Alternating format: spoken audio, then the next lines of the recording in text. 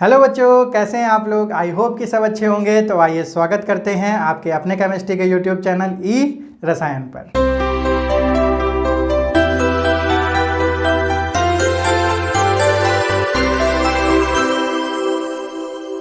आज के सेशन में बच्चों हम लोग सॉल्व करने वाले हैं कुछ न्यूमेरिकल्स जो कि बेस्ड होंगे हमारे प्रीवियस टॉपिक पर। जो बच्चों हम लोगों ने प्रीवियस पार्ट्स में अपने फिजिकल और केमिकल इक्विलिब्रियम के बारे में जो पढ़ा है उससे रिलेटेड बच्चों आज हम लोग न्यूमेरिकल्स करने वाले हैं।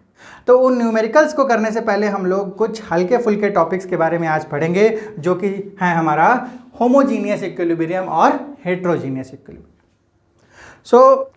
सो बच्चों हमारा होमोजीनियस और हेट्रोजीनियस का जो हमारा वर्ड मीनिंग होता है वो क्या होता है।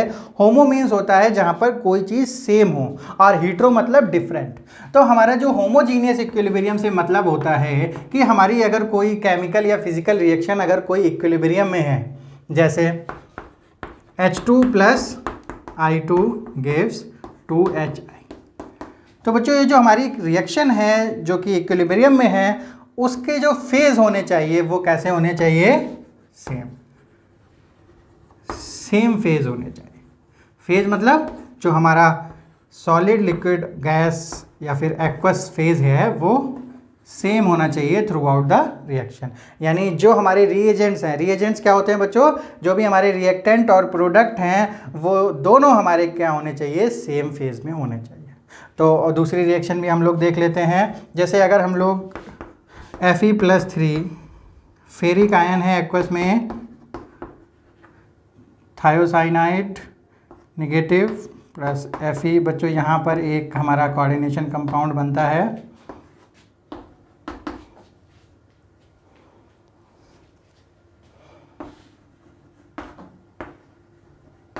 तो ये पूरी की पूरी रिएक्शन हमारी किस फेज में है, एक्वस फेज में है। तो इसको भी हम लोग क्या कहेंगे, होमोजीनियस इक्विलिब्रियम। और यहाँ पर भी हमारी होमोजीनियस इक्विलिब्रियम। लेकिन अगर कोई रिएक्शन हमारी इस टाइप से बिहेव करती है, जैसे हमारी CaCO3 सॉलिड,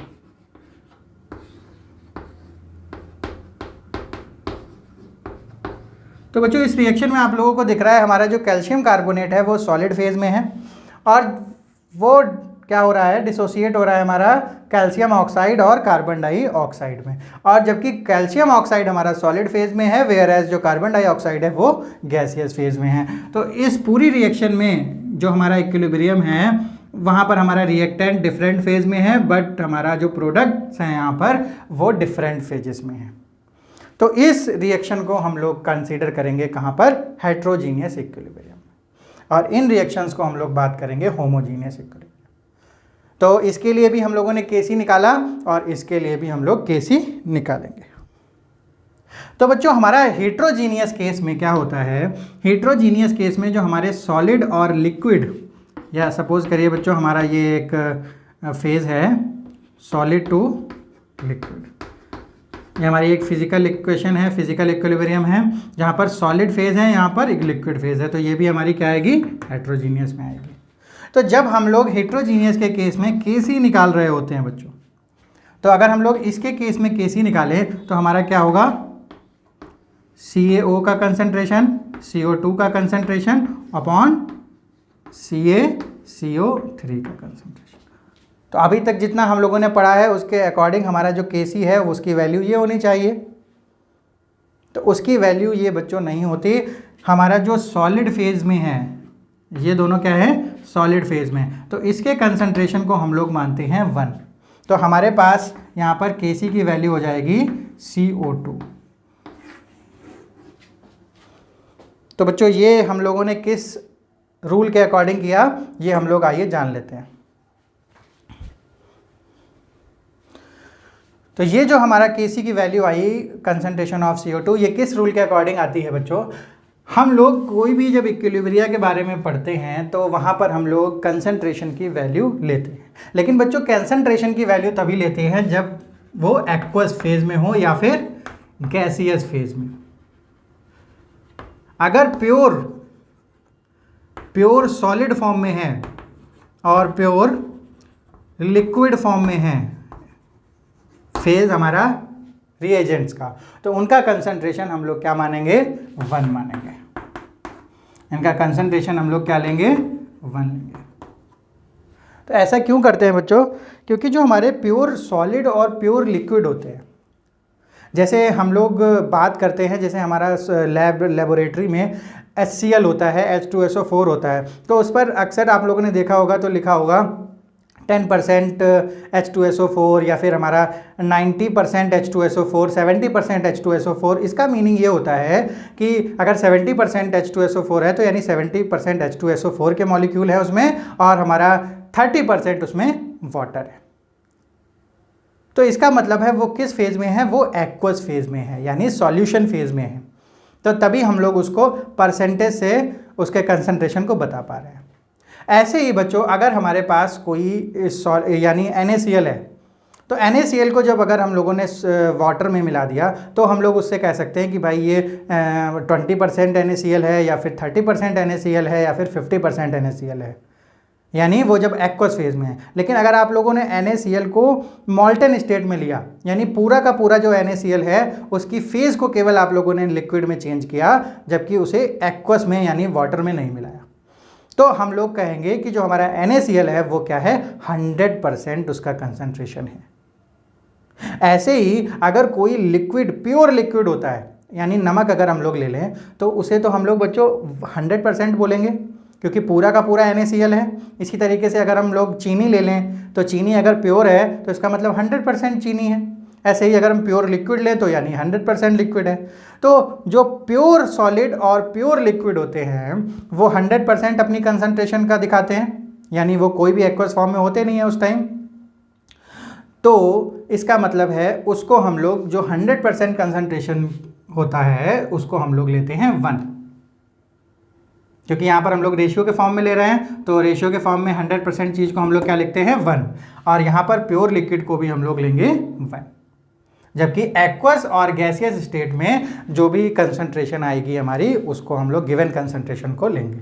तो इसीलिए बच्चों यहाँ पर जो सॉलिड फॉर्म में थे, यानी जो सॉलिड फॉर्म में कंसंट्रेशन थी, उसको हम लोगों ने जब 1 माना तो हमारा जो Kc था वो CO2 के बराबर आ गया। एक और एग्जाम्पल लेते हैं बच्चों हम लोग, Na solid plus CO gaseous form में है, और ये बनाता है एक NiCO4 गैसियस।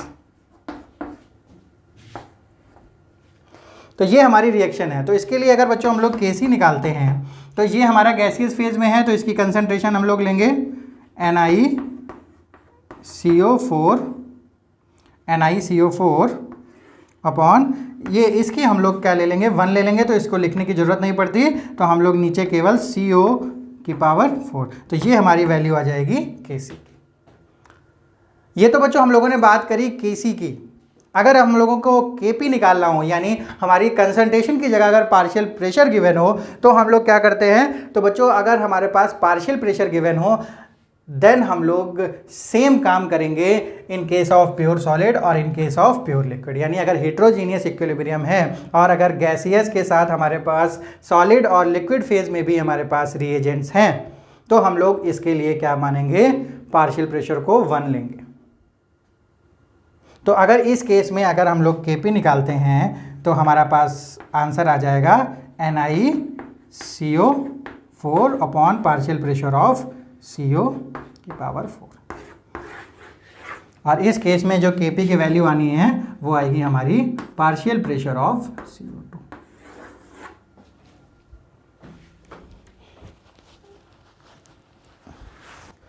सो बच्चों आप लोगों ने देखा कि किस तरीके से हम लोग हेट्रोजीनियस इक्विलिब्रिया और होमोजीनियस इक्विलिब्रिया को समझते हैं, और हेट्रोजीनियस में हम लोग किस तरीके से एक हमारे एक्वस और गैसियस फेज के कंसंट्रेशन और पार्शियल प्रेशर को ही कंसीडर करते हैं, वेयर एज हम लोग प्योर और सॉलिड और प्योर लिक्विड को 100% कंसंट्रेशन मान के उनको वैल्यू क्या रखते हैं, 1, जिस कारण हमारा जो ये जो कंसंट्रेशन होता है ये क्या हो जाता है, नेग्लेक्ट हो जाता है। तो हम डायरेक्टली सॉलिड और प्योर लिक्विड वाले फेज को नेग्लेक्ट कर सकते हैं वाइल कैलकुलेटिंग Kc और Kp।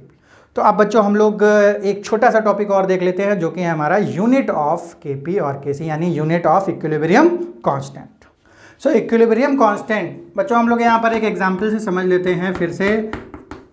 गैसियस स्टेट और 2HI गैसियस स्टेट। तो ये हमारी कोई रिएक्शन है, तो इसके लिए अगर हम लोग Kc की वैल्यू निकालें तो हमारे पास आंसर आने वाला है ये। तो इसकी अगर हम लोग कंसंट्रेशन की वैल्यू रख दें तो हमारा जो आंसर आएगा वो आंसर होगा Kc का।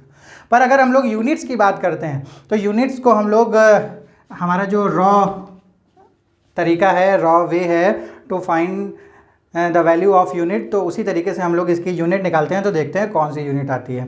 तो HI कंसंट्रेशन, इसका मतलब है कंसंट्रेशन हमारी क्या होती है मोल पर लीटर में। तो मोल पर लीटर को हम लोग यहाँ पर इसकी कंसंट्रेशन लिख देते हैं और उसकी पावर 2 यहाँ पर मोल पर लीटर और इनटू मोल पर लीटर। मोल पर लीटर बच्चों किसकी हमारी यूनिट होती है? तो मोल पर लीटर बच्चों हमारी यूनिट होती है मोलैरिटी की। और मोलैरिटी एक तरीका होता है क्या निकालने का? कंसंट्रेशन निकालने का। तो मोलैरिटी की यूनिट होती है मोल पर लीटर, तो उसी को हम लोग यहाँ पर लिख रहे हैं। तो इसको हम लोग काटेंगे तो पूरा कट जाएगा, तो यहाँ पर आएगा यूनिट लेस। तो बच्चों हमारी जो इक्विलिब्रियम कांस्टेंट की यूनिट होती है वो यूनिट लेस होती है, ऐसा हम कह सकते हैं बच्चों, ऐसा हम कह सकते हैं। लेकिन हम लोगों को ये बोलना पड़ेगा कि हमारे इक्विलिब्रियम कांस्टेंट की यूनिट कोई यूनिट नहीं होती, डायमेंशन लेस होता है जब हमारे जो रिएक्टेंट हैं और प्रोडक्ट हैं उनके जो नंबर ऑफ मोल्स हैं वो सेम आएंगे तब। तो इसका मतलब अगर हम किसी दूसरी कंडीशन में अगर हम लोग इसका यूनिट फाइंड करते हैं तो इसकी यूनिट हमारी किस केस में आएगी?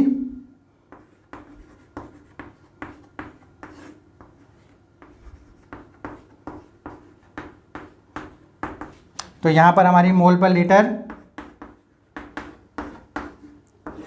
और यहाँ पर मोल पर लीटर और मोल पर लीटर। तो नीचे हमारे 4 टाइम्स मोल पर लीटर है, ऊपर 2 टाइम्स है, तो ये हमारा हो जाएगा 1/मोल पर लीटर की पावर 2। तो ऊपर आएगा तब आ जाएगा मोल पर लीटर -2। तो इस केस में हमारी जो Kc की यूनिट थी वो क्या आई? मोल पर लीटर की पावर -2। और इस केस में हमारी डायमेंशन लेस है यानी यूनिट लेस है हमारा Kc। तो बच्चों हमारी जो यूनिट होती है इक्विलिब्रियम कांस्टेंट की वो डिपेंड करती है हमारे number of moles of product minus reactant. तो अगर हम लोग कंबाइनली मोल पर लीटर की पावर डेल्टा Ng या डेल्टा N लगा दें, तो अगर हम लोग मोल पर लीटर की पावर डेल्टा N रखते हैं तो डेल्टा N हमारा क्या होगा? यहाँ पर क्या आया? 2 - 2, तो 0 आ गया, तो 0 की वैल्यू हमारी यूनिट लेस हो जाएगी। यहाँ पर हमारा 2 - 3 + 1 यानी 2 - 4, तो हमारा आ गया -2। तो डेल्टा N की जो वैल्यू होगी वो मोल पर लीटर के ऊपर रख के हम लोग किसी भी इक्वेशन की, किसी भी रिएक्शन की जो कि हमारी इक्विलिब्रियम उसकी हम लोग यूनिट फाइंड कर सकते हैं। तो ये हमारी हो गई Kc के लिए। और अगर हम लोग Kp के लिए यूनिट निकालते हैं, अगर हम लोग बच्चों Kp के लिए यूनिट निकालते हैं, तो अगर हम लोग बार यूज़ कर रहे होंगे या ATM यूज़ कर रहे होंगे, तो जो भी हम लोग यूनिट यूज़ करते हैं उसके ऊपर हम लोग डेल्टा N रख सकते हैं। तो वहाँ पर भी हमारा सेम जनरल फार्मूला काम करेगा। अगर यहाँ पर हम लोग Kp निकाल रहे होते तो इसकी भी हमारी वैल्यू डायमेंशन लेस होती। अगर हम लोग इसके लिए Kp की वैल्यू निकाल रहे होते तो हमारी, अगर हम लोग बार में निकाल रहे होते तो हमारी यूनिट आती बार की पावर -2। अगर ATM में निकाल रहे होते तो ATM की पावर -2। अगर हम लोग पास्कल में निकाल रहे होते तो पास्कल की पावर -2। तो बच्चों जो हमारी प्रेशर की यूनिट्स होती हैं वो बार, पास्कल, ATM, हम लोग बहुत सारे यूनिट्स में हम लोग इसको फाइंड कर सकते हैं। सो आइए बच्चों अब हम लोग कुछ न्यूमेरिकल्स देख लेते हैं। तो यहाँ पर हमारा जो न्यूमेरिकल नंबर 1 है वो क्या कह रहा है कि इक्विलिब्रियम यानी एट इक्विलिब्रियम पर हमारे कंसंट्रेशंस दिए हुए हैं N2 का मोलर में, O2 का और NO का इन अ सील्ड वेसल, और स्पेसिफिक टेम्परेचर है हमारा 800 kelvin. What will be the Kc for the reaction? तो इस रिएक्शन के लिए Kc क्या होगा? तो Kc की वैल्यू बच्चों हम लोग निकाल लेते हैं। हम लोग कैसे निकालते हैं? प्रोडक्ट का कंसंट्रेशन, उसकी पावर, और फिर रिएक्टेंट का कंसंट्रेशन, और तो ये हमारा होगा Kc। तो इनकी कंसंट्रेशन हमको गिवन है, तो NO की कंसंट्रेशन हमको क्या गिवन है बच्चों? NO की है 2.8 इंटू 10 टू पावर -3 की पावर 2। N2 की हमारी गिवन है 3 इंटू 10 टू पावर -3 m, और यहाँ पर हमारी 4.2 इंटू 10 टू पावर -3। तो यहाँ पर हम लोग 2.8 इंटू 2.8 अपॉन 3 इंटू 4.2 और 10 टू पावर हमारी हो गई -6 और नीचे हमारी हो गई -6। तो ये हमारी कट जाएगी। इसको जब हम लोग सॉल्व करेंगे तो Kc की वैल्यू आएगी 0.62। अब बच्चों इसकी यूनिट क्या होगी? इसकी यूनिट हमारी क्या होगी? हमारी वैल्यू है 2 - 1 + 2 यानी 2 - 2 यानी 0। तो यानी इसकी हमारी डायमेंशन क्या होगी, यानी यूनिट क्या होगी? Unit less.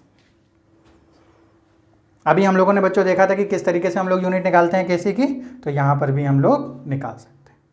तो ये हमारा इतना ईजी होता है हमको Kc फाइंड करना। बस हम लोगों को मोलैरिटी यानी कंसंट्रेशन की वैल्यू दी होनी चाहिए। अगर बच्चों यहाँ पर हम लोगों को डायरेक्ट कंसंट्रेशंस दी गई है हमारी तीनों रिएक्टेंट और प्रोडक्ट की, अगर बच्चों यहाँ पर इन तीनों के नंबर ऑफ मोल्स दिए होते इक्विलिब्रियम पर और हमें वॉल्यूम दिया होता, यानी n दिया होता, नंबर ऑफ मोल्स दिए होते और वॉल्यूम दिया होता, तब भी हम लोग उसकी कंसंट्रेशन फाइंड कर सकते थे, क्योंकि मोलैरिटी क्या होता है? Number of moles per litre. तो इस तरीके से अगर हमें नंबर ऑफ मोल्स और वॉल्यूम दिया हुआ है तब भी हम लोग मोलैरिटी फाइंड कर सकते हैं। चलिए बच्चों, अब हम लोग देखते हैं अपना नेक्स्ट क्वेश्चन।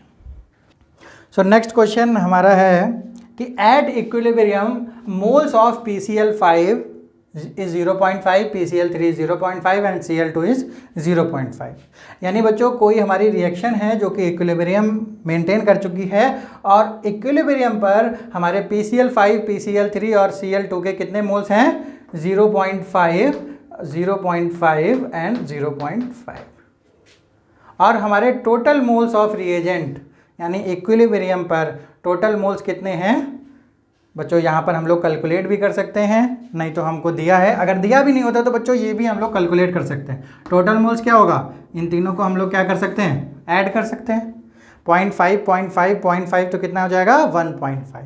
और हमको निकालना है Kp। तो बच्चों Kp निकालेंगे हम लोग किस तरीके से?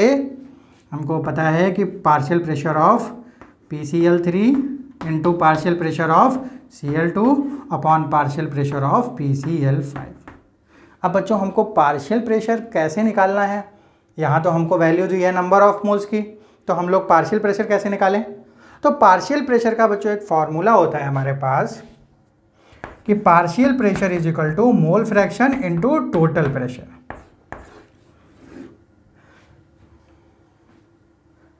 ये बच्चों हम लोग वैसे तो क्लास 12th में जब हम लोग सॉल्यूशन चैप्टर पढ़ते हैं तो वहाँ पर एक लॉ आता है, राउल्स लॉ। तो वहाँ पर हम लोग देखते हैं कि जो हमारा पार्शियल प्रेशर है वो किसके इक्वल होता है? मोल फ्रैक्शन और टोटल प्रेशर के। अच्छा, क्लास 11th में बच्चों एक चैप्टर है स्टेट्स ऑफ मैटर, उसमें भी बच्चों इस फार्मूले के बारे में वहाँ पर गिवन है ये फार्मूला कि हमारा जो पार्शियल प्रेशर है वो किसके इक्वल होता है? मोल फ्रैक्शन इनटू टोटल प्रेशर। और मोल फ्रैक्शन क्या होता है? मोल फ्रैक्शन बच्चों आप लोग 11th में भी पढ़ चुके हैं और क्लास 12th में भी हमारा मोल फ्रैक्शन है सॉल्यूशन में। तो मोल फ्रैक्शन क्या होता है? Number of moles upon total number of moles, यानी जिसका मोल फ्रैक्शन निकाल रहे हैं उसका नंबर ऑफ मोल्स और upon total number of moles और टोटल प्रेशर। तो टोटल प्रेशर हमको यहाँ पर पता नहीं है, हमारे पास 4 ऑप्शन है और 4 ऑप्शन जो हैं वो किसके टर्म्स में है? टोटल प्रेशर के टर्म्स में है। तो हम लोग टोटल प्रेशर को P मान लेंगे और यहाँ पर मोल फ्रैक्शन निकाल लेंगे। तो PCl का मोल फ्रैक्शन निकालेंगे हम लोग। PCl के मोल कितने हैं? PCl3 के 0.5 और टोटल मोल्स हमारे हैं 1.5। तो ये हमारा मोल फ्रैक्शन हो गया और इनटू टोटल प्रेशर, ये हमारा हो गया पार्शियल प्रेशर के बराबर, इनटू यहाँ पर भी हम लोग हमारा मोल है Cl2 का 0.5, टोटल मोल है 1.5 और इनटू इसी तरीके से हमारे PCl5 के कितने मोल हैं? 0.5 और टोटल मोल है 1.5 इनटू टोटल प्रेशर बच्चों एक ही होगा पूरी इक्विलिब्रियम जो मिक्सचर होगा जिस वेसल में ये हो रहा होगा उसका जो टोटल प्रेशर होगा वो सबके लिए सेम होगा, क्योंकि टोटल प्रेशर बच्चों हमारा सिंगल प्रेशर होता है जो कि पूरी रिएक्शन के ऊपर लग रहा होता है। तो जब इसको हम लोग सॉल्व करेंगे तो हमारे पास क्या आएगा, इसको हम लोग ब्रेक कर देते हैं तो हमारे पास आया 0.5 to 1.5 यानी 1/3 P। तो ऑप्शन आ गया हमारा ऑप्शन नंबर ए, यानी टोटल प्रेशर का 1/3 हमारा क्या होगा, Kp होगा। Kp की वैल्यू क्या होगी, टोटल प्रेशर अपॉन 3 यानी 1/3 ऑफ टोटल प्रेशर। तो बच्चों इसकी अगर हम लोग यूनिट की बात करें तो हम लोग क्या निकाल सकते हैं, तो यूनिट हम लोग इसकी क्या निकालेंगे, 1 + 1 अपॉन 1 यहाँ पर 2 हो गया और ये -1, तो यहाँ पर हमारी यूनिट आ जाएगी। तो यहाँ पर हम लोगों ने प्रेशर की कोई यूनिट नहीं ली है, तो अगर हम लोग बार मान लें तो हमारा आ जाएगा बार की पावर 1, तो यूनिट आ जाएगी हमारी बार। तो बच्चों आप लोगों ने देखा कि किस तरीके से हम लोगों ने Kp फाइंड किया। इससे प्रीवियस वाला क्वेश्चन हम लोगों ने Kc पर सॉल्व किया था। तो Kc और Kp निकालना आई होप आप लोगों को अब आ चुका होगा। अब हम लोग देखते हैं एक क्वेश्चन जो Kp और Kc के रिलेशन को आपको समझने में हेल्प करने वाला है। क्वेश्चन नंबर 3 क्या बोल रहा है हमारा, फॉर द रिएक्शन, ये रिएक्शन दी हुई है 2NOCl gives 2NO + Cl2, the value of equilibrium constant. Kc की वैल्यू बच्चों हमको दी हुई है स्पेसिफिक टेम्परेचर पर और कह रहा है कि हमें Kp की वैल्यू फाइंड करनी। तो Kp का और Kc का रिलेशन हमारे पास पहले से हमको पता है क्या होता है, ΔG। तो बच्चों इस पर बेस्ड हमारा ये क्वेश्चन है। Kc हमको दी गई है तो हमको Kc की वैल्यू की हेल्प से हमको Kp की वैल्यू यहाँ पर फाइंड करनी है। तो सबसे पहले ΔNG निकाल लेते हैं। तो इस रिएक्शन में ΔNG क्या निकलेगा, प्रोडक्ट के हमारे कितने हैं 2 + 1 यानी 3 और माइनस यहाँ पर कितना है नंबर ऑफ मोल्स 2, सारे के सारे गैसियस हैं, कोई प्रॉब्लम नहीं बच्चों, हम लोग लिख लेंगे। तो ΔN की वैल्यू क्या आ गई 1। तो Kp = Kc की वैल्यू हमारे पास है 3.75 × 10⁻⁻⁶। R की वैल्यू हमारे पास होती है, तो R की वैल्यू हम लोग किस में लिखेंगे, R की वैल्यू हमारे पास होती है 8.31 और दूसरी होती है R 0.083। तो ये होती है बच्चों जूल पर मोल पर केल्विन में, और ये होती है हमारी लीटर ATM पर मोल पर केल्विन। तो ये लीटर ATM वाली हम लोग यहाँ यूज़ करेंगे क्योंकि हमारी सारी जो चीज़ें हैं वो मोल पर लीटर और ATM में हैं, तो ये वाली वैल्यू हम लोग यहाँ पर नहीं यूज़ करने वाले। तो वैल्यू आ गई 0.083 और टेम्परेचर की वैल्यू है हमारी केल्विन में दी हुई है 1069। सो जब हम लोग इसको सॉल्व करेंगे तो हमारी वैल्यू आएगी 0.033। तो ये हमारी वैल्यू आ जाती है जब हम लोग इसको सॉल्व करने वाले हैं। और इसकी यूनिट क्या हो जाएगी, इसकी यूनिट भी बच्चों हमारी ΔNG तो हमें पता है पहले से ही। तो Kp की यहाँ पर ATM में, ये देखो ATM बचेगा यहाँ पर, तो इसकी यूनिट आ जाएगी ATM।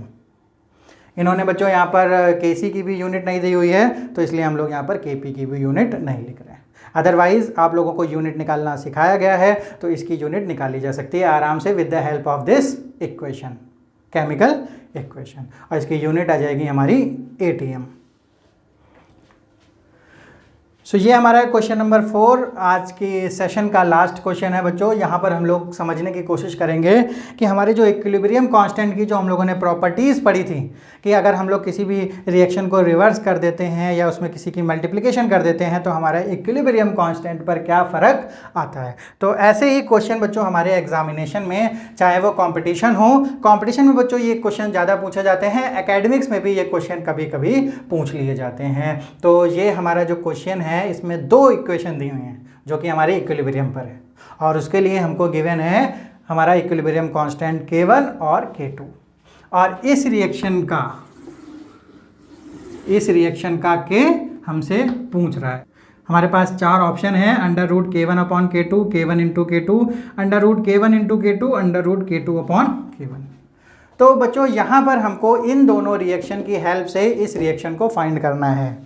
कुछ कुछ बच्चों जब हम लोगों ने थर्मोकेमिस्ट्री पढ़ी थी तो वहाँ हेस लॉ के साथ भी ऐसा किया था कि हमें कुछ गिवन इक्वेशन थी, थर्मोकेमिकल इक्वेशन, जिसके लिए हमको डेल्टा एच की वैल्यू दी होती थी और हमको किसी रिएक्शन को फाइंड करना होता था, उसकी हमें डेल्टा एच फाइंड करनी होती थी विद द गिवन रिएक्शन। लेकिन बच्चों वहाँ पर जो रूल्स थे कि हमको डेल्टा एच, जब हमें रिएक्शन को प्लस करना है तो डेल्टा एच के साथ क्या करना है, और यहाँ पर जब हम रिएक्शन को प्लस करेंगे तो हमें K1 और K2 के साथ क्या करना है। वहाँ पर हम लोग प्लस करते थे और यहाँ पर हम लोग मल्टीप्लाई करने वाले हैं। तो आइए बच्चों देखते हैं कि हमको CO2H2 gives CO plus H2O कैसे फाइंड कर पाएंगे हम लोग इसकी हेल्प से। तो CO2 इधर है तो यहाँ पर भी CO2 है, जबकि बच्चों H2O किधर है, इधर है। तो हम लोग को यहाँ पर सबसे पहले CO2 बनाने के लिए इक्वेशन नंबर, इसको बच्चों इक्वेशन नंबर 2 और इसको इक्वेशन नंबर 1 मान लेते हैं। तो 2 को पहले हम लोग लिखते हैं 2CO